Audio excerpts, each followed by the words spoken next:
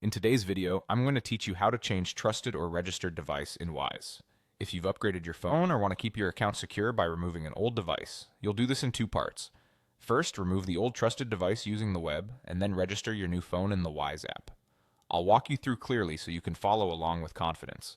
Let's start by removing the old device. On your computer, log into your Wise account. In the top corner, click your profile name or icon, then open Settings.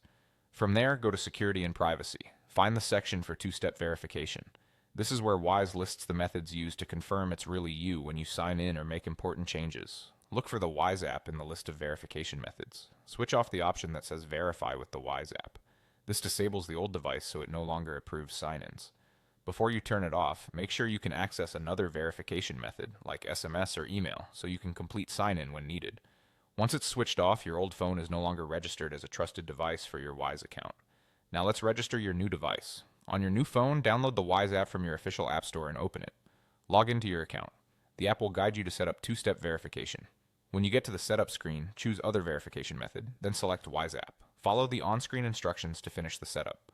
Wise will ask you to confirm using a code sent by SMS or email, so have access to your phone number or inbox. Enter the code when prompted, and the app will complete the registration of your new device.